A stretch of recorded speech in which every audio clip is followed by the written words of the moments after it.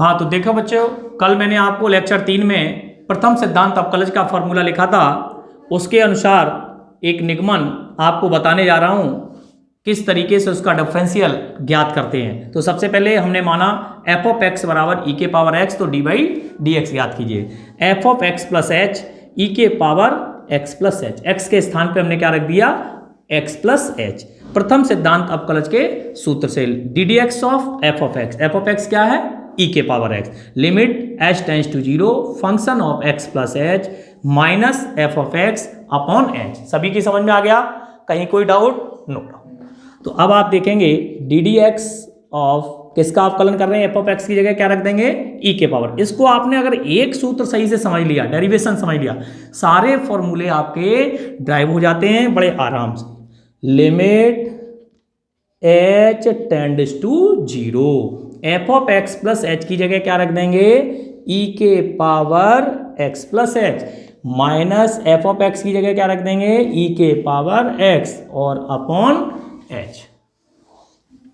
अब आप ध्यान से देखें, D D X of E के power X limit H tends to zero, E के एक नियम पढ़ा है, ए की पावर एम प्लस एन, ए की पावर एम इंटू ए की पावर एन।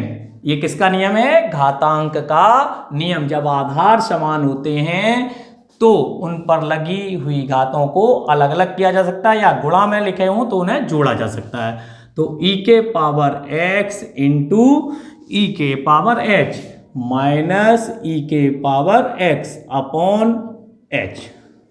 बात करेंगे limit H tends to zero, common ले लें, ई के पावर एक्स ई के power H minus one upon H. अब आपने देखा कि सर हम यहाँ लिमिट रख सकते हैं क्या? मैंने आपको 11th क्लास में बताया था लिमिट हम तब तक नहीं रखते हैं जब तक कि नीचे जीरो आ रहा हो। अर्थात देखिए यहाँ पर जैसे ही जीरो रखेंगे फंक्शन अनडिफाइंड हो जाएगा, अपरिभाषित हो जाएगा, हमें हर हालत में इसको रिमूव करना ही पड़ता है। तो इसलिए हमने आपको 11th क्लास के अंदर प्रसार सिखाए थे। तो ई के पावर एक्स का प्रसार कितने बच्चे जानते हैं, 1 plus X square upon factorial 2 and so on, अनंत तक जाता है। तो यहां से limit H tends to zero, E के पावर एक्स, प्रसार किसका ओपन करेंगे, एच का, क्योंकि किसको रिमूव करना है, एच को। तो 1 plus H square upon factorial 2 and so on. तो ध्यान से देखेंगे -1 और है, -1 लिख लें और अपॉन एच।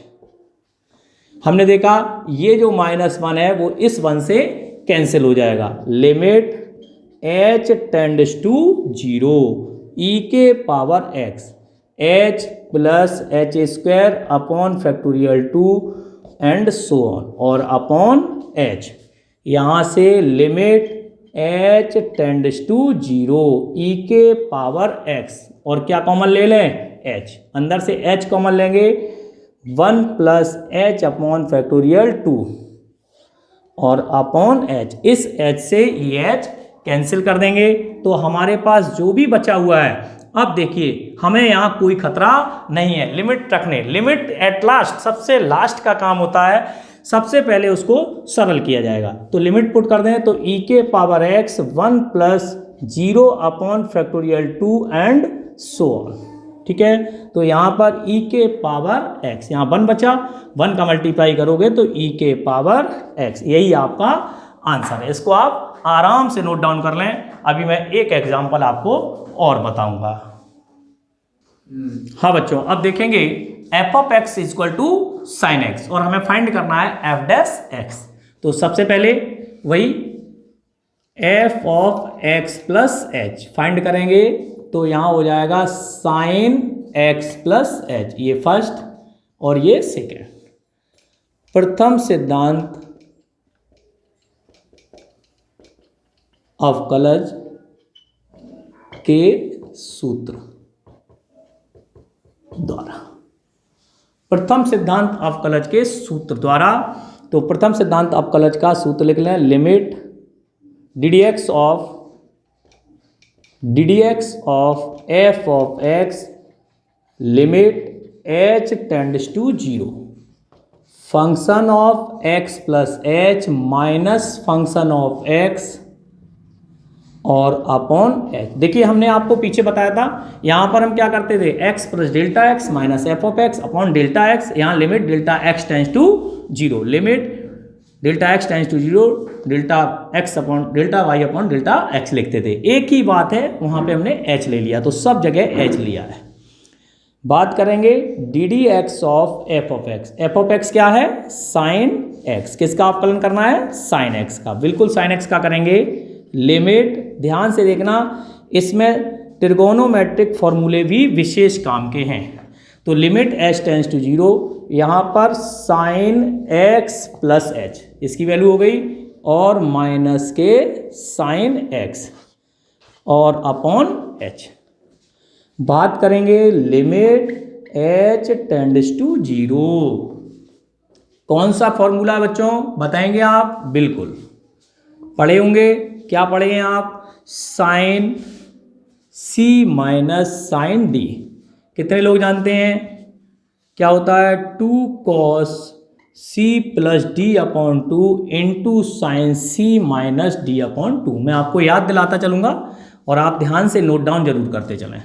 तो यहाँ से sine c minus sine d, तो 2 cos c plus D, X plus H और plus X upon two, c और प्लस d, ये c हो गया और ये d हो गया, into sine c minus D, X plus H minus x upon two, और अपॉन में आ जाएगा आपका h।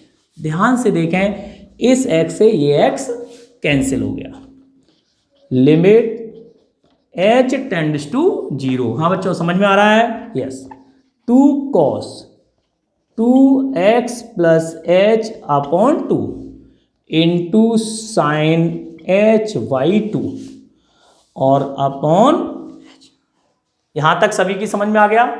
नेक्स्ट बस थोड़ा सा और है, तो यहाँ देख लेते हैं। Limit h tends to zero. इस 2 को अगर हम नीचे ले आए तो ध्यान से देखो, एक प्रमेय पढ़ाई थी मैंने आपको सैंडविच प्रमेय के नाम से।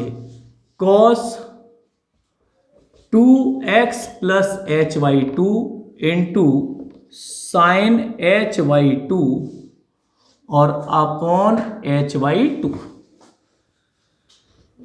सीमा के बीजगणित से, सीमा के बीजगणित का प्रयोग करना है। सीमा के बीजगणित का प्रयोग करेंगे तो सीमा का बीजगणित क्या कहता है? Limit h tends to zero cos 2x plus H upon two into limit h tends to zero sine h upon two upon h upon two. हाँ बच्चों, यहाँ तक क्लियर है? ये आपका भाई इनटू में है तो एक में ही भाग लगेगा। और यहाँ से मैं आपको और बता दूँ, अपनी जो प्रमेय कहती है वो ये कहती है limit theta tends to zero sine theta upon theta, sine theta upon theta is equal to 1। ये आपकी प्रमेय कहती है सैंडविच प्रमेय। तो इसको हम देखेंगे ध्यान से। Limit h tends to zero cos 2x plus H upon two, और ये हमें थोड़ा सा और आपको बता दें, चाहे हम h लिखें, चाहे h/4 लिखें, चाहे h/6 लिखें, चाहे 2h लिखें, ये देखो 2 टेंड्स टू जीरो, तो h टेंड्स टू जीरो ही रहेगा, लेकिन लिखने का तरीका वही होना चाहिए। तो साइन h/2 अपॉन h/2, इसकी वैल्यू हम प्रमेय से लिख देंगे। किससे? प्रमेय से। कितनी हो गई?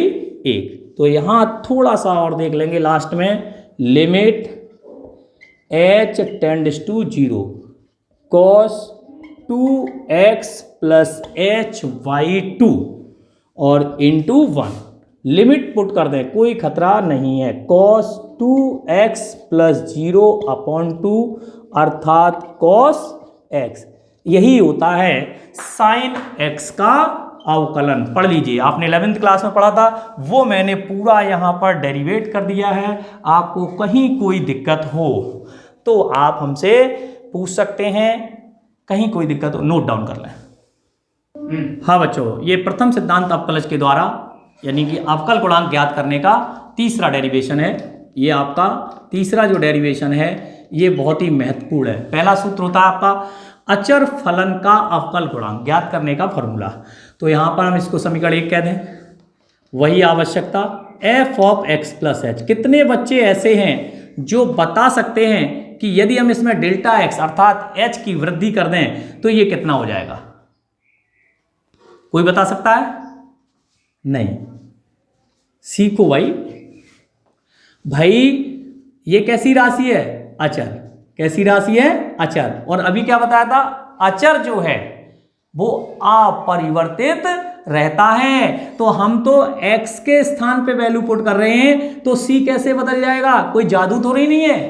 तो यहां पर आप देख रहे हैं x में परिवर्तन किया है तो c ही रहेगा, दैट इज कांस्टेंट। क्या रहेगा? कांस्टेंट। तो इसलिए आप विशेष ध्यान रखें, इसीलिए इसका अवकल गुणांक x के सापेक्ष 0 होगा।